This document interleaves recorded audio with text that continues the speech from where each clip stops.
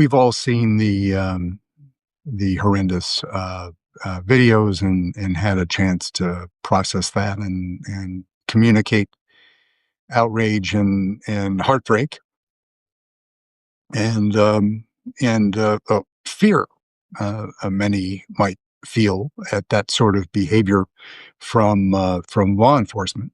That's perfectly understandable, and particularly in the context of that event happening when less than 2 miles away from George Floyd in the very same city. So, what concerned me, not in the same way, but profoundly, of course, was JD Vance and his diatribe, his what he was, the shit that was coming out of that boy's mouth when he was in the briefing room about the characterization of this beautiful young mother and his continued superior glib. He's just a miserable human being. What an absolutely miserable human being he is. But what we have to be reminded of is he's not an idiot.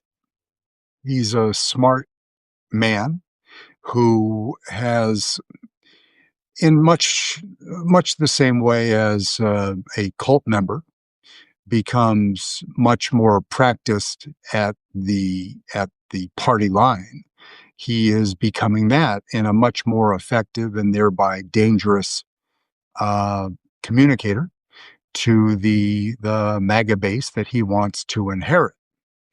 So I was thinking, historical references and comparisons are often dangerous because, no two things are exactly alike. Um, but we always, when we're talking about fascism, the textbook examples are perhaps Adolf Hitler and Mr. Mussolini, who were connected in that meaningful way. But ethno-fascism, which is a good way of considering Nazism, has that component of the sort of nihilistic ethnic purity component that didn't exist in Italy. And in fact, Benito Mussolini was radicalized even more profoundly by Hitler out of fear, because Hitler said, I need you to be my homeboy, and I need you to put up the dial up to 11, which sort of, when I think of dial up to 11, it brings me back to Larry Ellison and TikTok. But that's probably tomorrow. So who are the inheritors of the sacred flame? Sacred flame in the sense of Indiana Jones and burning Nazis. I would say that Stephen Miller is more in the Nazi mold, where JD is more in the Mussolini mold. And what does that mean to us? Both bad, both horrible, but that the Nazi version of that Stephen Miller is showing every signs of combining racism with a desire to expand through cruelty and violence, kind of America First, which is what Miller called his consulting group between Trump 1.0 and Trump 2.0. Is that's the callback. It's so on brand that I'm laughing because of the absurdity, but we're witnessing it in real time, and it's not a laughing matter. But if we don't find the absurdity in this, which we are purposefully deluged with each and every day, then we're only human.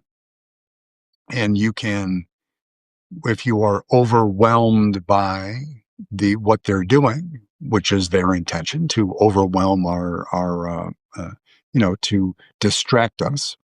Uh, uh, enter Jeffrey Epstein. The distraction for us to lose focus on all the horrible things they're doing by doing so many of them with such rapidity and at a high volume, and then saying that what we just did and you saw us do didn't really happen. So, fake news, which was the Trump 1.0 version, elevated to a level of art through repetition. So we have to kind of put ourselves on guard to that effect. And so if we leave Stephen Miller in Germany for the moment, in the 1930s, and look over to Mussolini's Italy, then we find J.D. Vance's new happy place, where many of the same characteristics, but I'll bring in another old friend to stay in the Latin world, and Generalissimo Francisco Franco.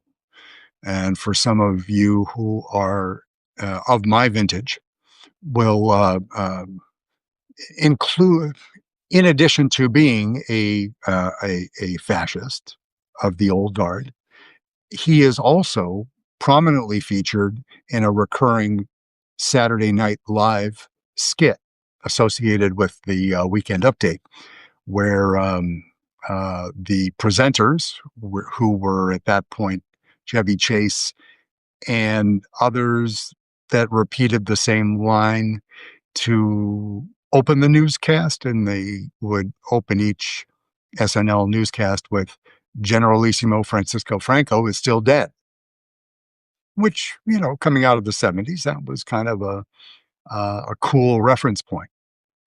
And I can report that he is still dead. Unlike Jeffrey Epstein, who I'll come on to a little bit later and more fulsomely in the feed and on TikTok later today, because I've uncovered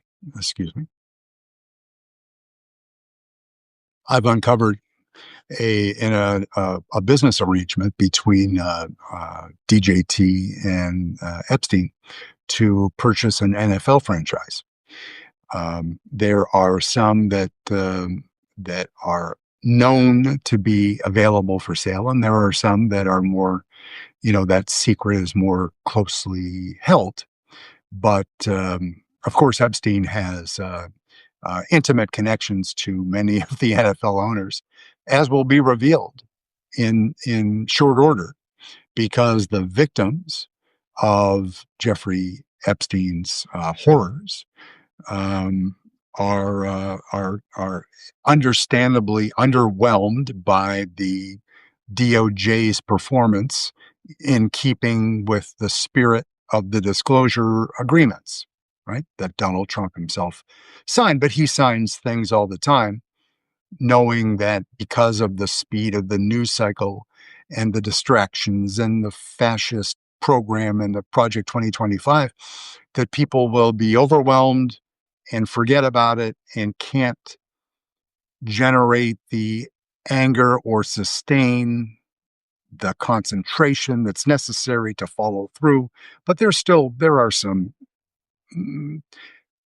unsettling details about DJT, but also about senior business leaders, some of them NFL owners and in other pro sports as well, that are to come out and will be, even at a time when it's more difficult to be shocked, you will be completely blown away.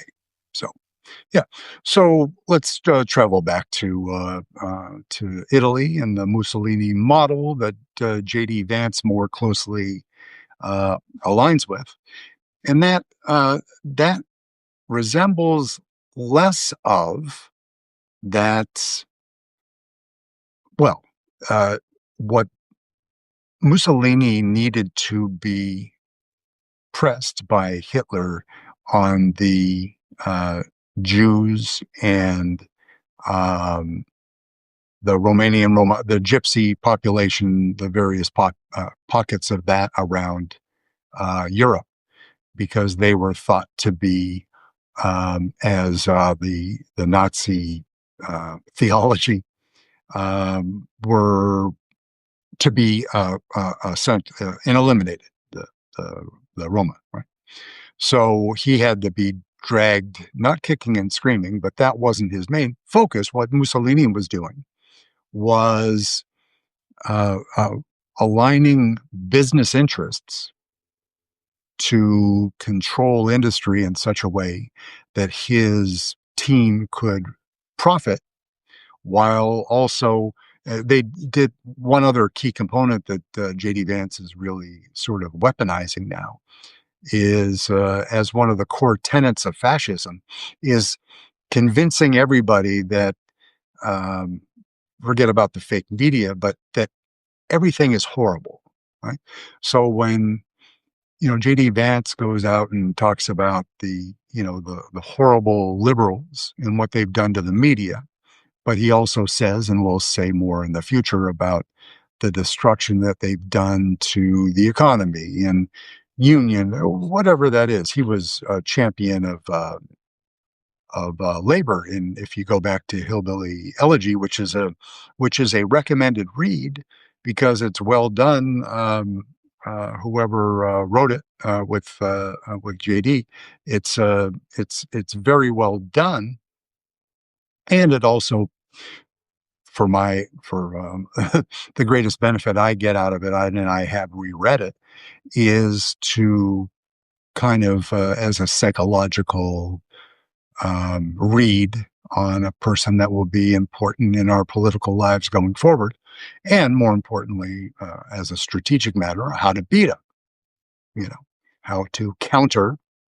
And he was not J.D. Vance. The J.D. Vance of Hillbilly Elegy was not this, did not hold himself out as this fascistic being. He was, he was influenced by by Peter Thiel. You know, that's Peter Thiel, different sorts of interests, and not all of which are shared perhaps by J.D. Vance, but a different kind of guy. J.D. Vance converted to Catholicism and that is his quote unquote true belief now. Peter Thiel was more of a on the Protestant side of the fence, Christian certainly, and J.D. Vance. That complication that we've talked about before with his beautiful wife Usha, who was raised in the Hindu religion and still practices that herself. The three children go to Catholic school, but they are still, receive instruction from the grandparents on the Hindu side. So that's very complicating in the personal story, because JD's holding himself out as a a fascist in the classic sense, but what he would love to be is to be able to hold himself out as a fascist in the clerical fascism sense. And excuse me again. The So clerical fascism, and that was the reference to Generalissimo Francisco Franco in Spain, was the Catholic Church, right? Played an important part in Franco's fascism because they aligned with him, and he was a tough guy, and he forced the alignment in many ways. But there were also some willing participants among the leaders of the church at that time, at least in Spain. So,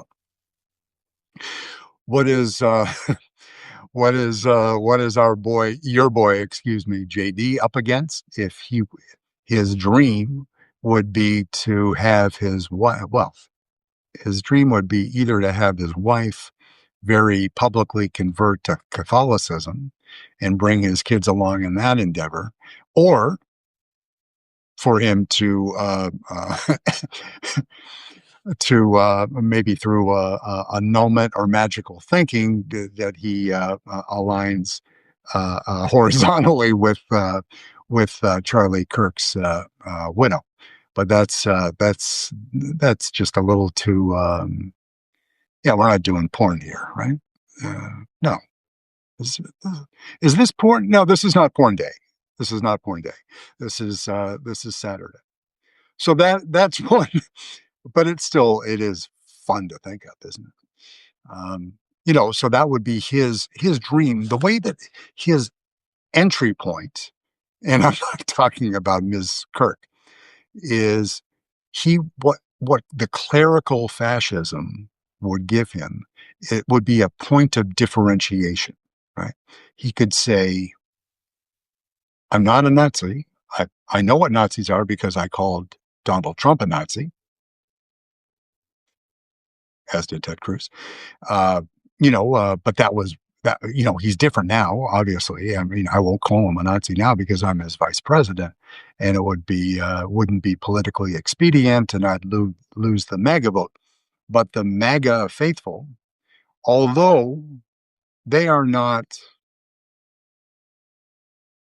faithful all in a church going sense, as we've learned, that any group, any part of the electorate that would celebrate the acts of racism that are going on in our cities at the hands of ICE and other enforcement mechanisms, then they can't. You're not a God-fearing person if you're condoning that sort of behavior. You're a false prophet or a lying piece of shit, right? If that's what you're supporting, and the MAGA, there is a group that is broken. They thought that this guy, the guy that was going to ride with them, save them, make them rich, which is the biggest lie of Donald Trump, is that I can make you just like me, which he can't. He should be thankful in a way because he's an empty vessel as a human being, and a horrible example for children and other human beings. But what he tried to insinuate was that if you stay loyal to me, then riches will come your way. Now, of course, all of MAGA that want to know, there are some that don't want to know the truth because it's inconvenient. But for those that have their eyes open, they realize that he is a corrupt politician, the likes of which we have never seen before in the history of our country. There have been bad people before. There's been corruption and there will be again. But we're talking about billions, and even, inflation adjusted behavior going back to the 18th century, there ain't no comparison. It's just not, it doesn't line up. Right. So, that must be a little bit frustrating because JD is, from a communication perspective, that fascist, that ability to beat down the press and speak, and is he is very good and improving as an orator, as a standing up at the podium and putting on that fascist thing. He's getting better and better at it. So not frightening, but it's alarming. You know, you have to you have to deal with the what you're dealt, right? That's the game. We can't wish him away. He is likely to be the Republican candidate for president for the 2028 election. It's most likely. Look at the betting market. The betting markets are it's not conclusive, but it's instructive. It provides context, and J.D. Vance, and you look at the spread between the different candidates. If you look on the Republican side now, J.D. is above 50%. It depends on which market you're looking at, but it's in that range, say high 40s, low 50s, right? And that at this stage, this far in advance, where it should be more diffuse and fractured, right, in the betting markets, it ain't. So he's seen as the heir apparent. We've all known that, but for the betting markets, which get things wrong as we've learned recently, for the betting markets to be that conclusive 3 years out is saying something. So we have to be prepared for the fact that it's him. We have to also entertain the possibility that Trump, in his inimitable way, will, he could he could say every day from now until next White Christmas that JD's his boy, but all along, what he's planning to do is to set up Don Jr. You know, what's more Trump than that? Branding, loyalty. Who's going to be more loyal than his son? Right? Eric. They always joke that Eric's the dumb one, but that's I don't know either. I've listened to Don Jr. in podcast form, and Eric don't know too much about him, and Barron is young and is not Donald's biological son, so maybe he feels differently about the younger boy. But as of right now, it's JD. Now, Don Jr. doesn't appear to have, at this point, all of the same fascistic tendencies that JD and Stephen Miller have. I'm not suggesting that Stephen Miller is going to compete for the top spot, because he has far too many frightening uh, characteristics. I don't think that would fly, and there are too many other people with high profiles, like uh, Tucker. If JD is currently at, call it 50% likelihood of being the 2028 Republican candidate, Don Jr. is probably around 7, or in that range. But then a smattering of dysfunctional boys and only boys, no girls that I'm aware of. I don't think Candace Owens has put her name in, thrown her name in yet. Tucker is in the 1-2% range, and then various others. The Liz Cheney, which I brought up before on the podcast before, is that she is interesting. A lot of MAGA angry with her because of the hearings regarding January 6th. But are there enough? Are there enough sober,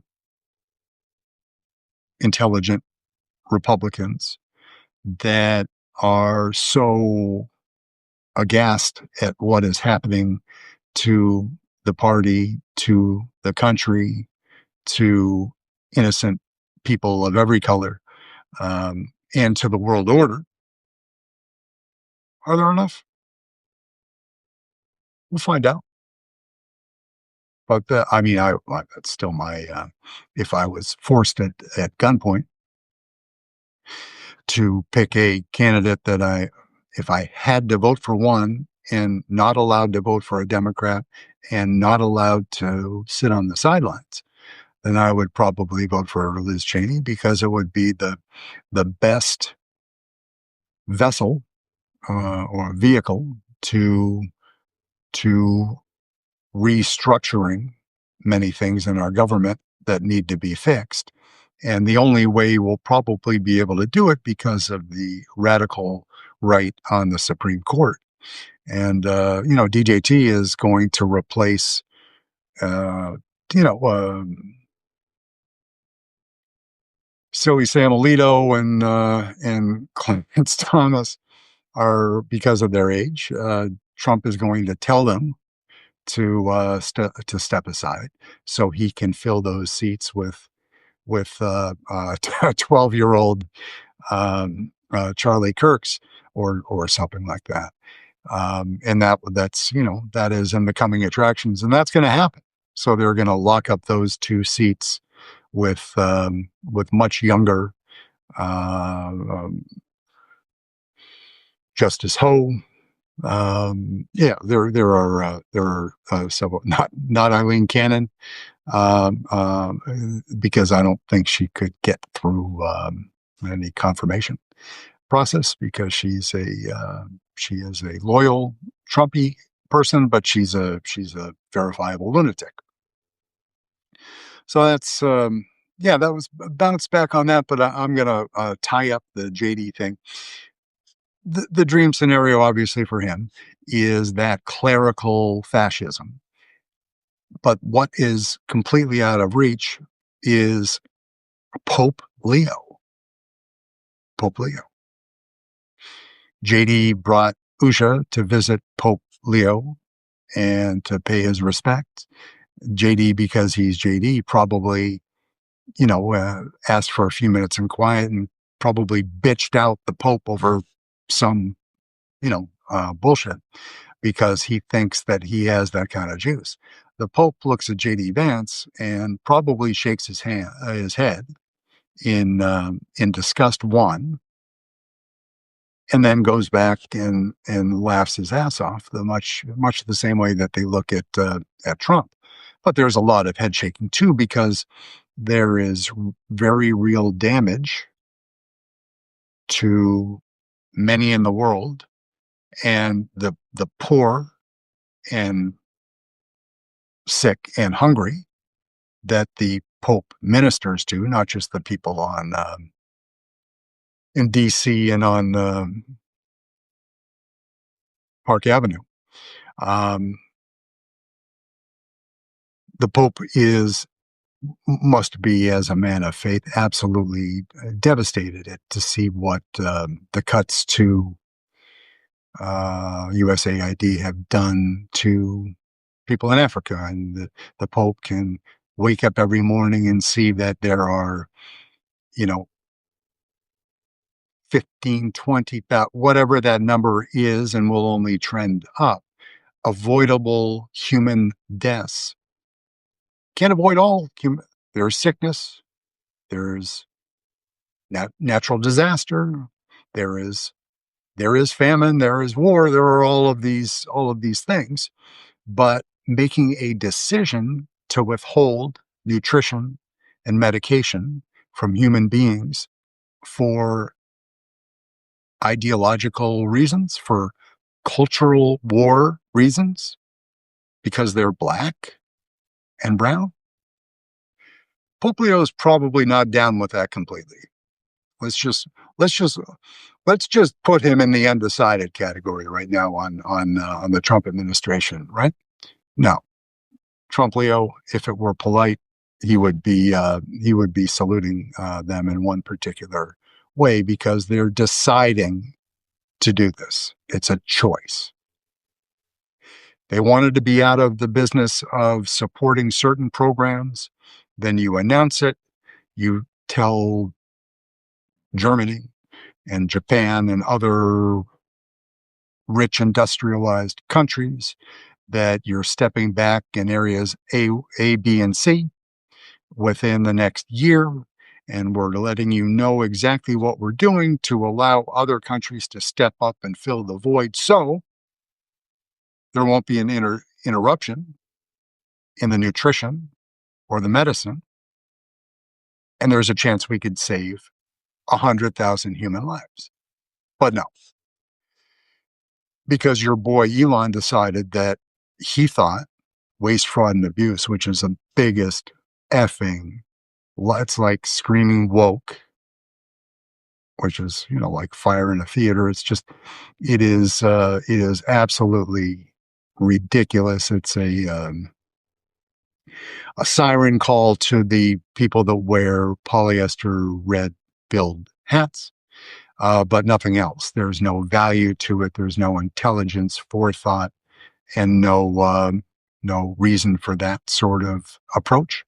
But they did it, and we have to cope with it. And they've done systemic, permanent damage to these organizations by not approaching it like adults and some people that profess to be governed by the teachings of Jesus Christ, Abraham,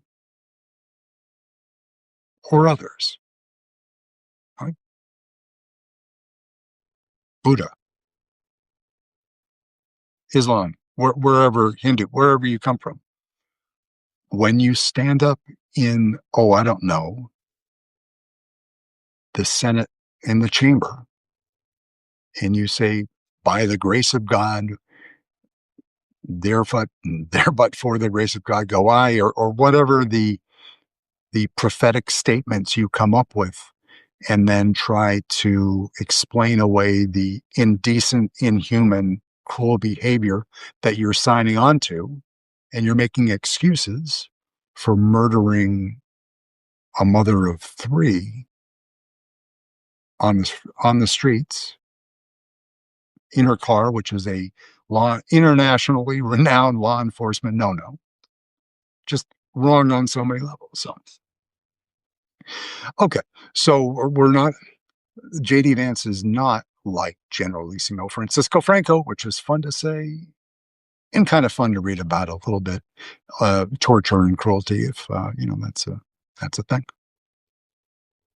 JD is not going to be the clerical fascist, but he's not quite Stephen Miller.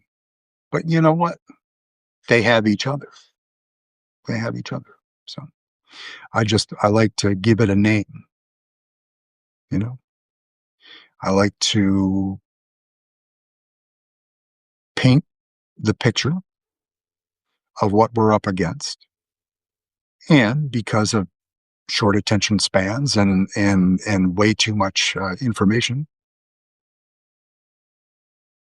at all times, it seems, that we have to remain sober and focused, that even while the distraction campaign is going on and Donald Trump is, grievance in the background won't be, he'll be elevating JD, but DJT, until the day that he is no longer president, will want all of the attention, because that's what the kids used to say is characterological, right? That's the makeup of that miserable human being, apprentice, whatever the F guy that Mark Burnett created. No, DJT wants the attention. Eventually, JD Vance will need to start doing a little bit of the separating thing. But you can see how well that worked out for Kamala Harris, right? With an older gentleman that wanted to perhaps grasp at the straws of the legacy a little bit too firmly. But yeah. So anyways, it's a pleasure as always. The various brands of fascism will be visiting it again. The connection, JD will jump back over to Germany and rescue Stephen Miller and pay tribute again to the AfD in Germany, because that's the group that J.D. Vance met with before when he was saying the Nazis were getting a bad break in public opinion, right? That their free speech rights were being hampered in an unconstitutional way. And he said those things out loud back in April. So he's not running away from that. He's supporting those extreme positions of the AfD, right? And the far right in Marine Le Pen in France, and Nigel Farage in UK. So, he will align himself with those folks, uh, picking out all of the very worst of the worst, and instead of arresting them like they promised to do here, he will be aligning himself with them in Europe. Um, but otherwise, he'll not support Europe in any other way, because he is a selfish, silly man, but no less dangerous for it. Wish you all a beautiful day, and we'll catch up with you tomorrow or Monday. Thank you very much.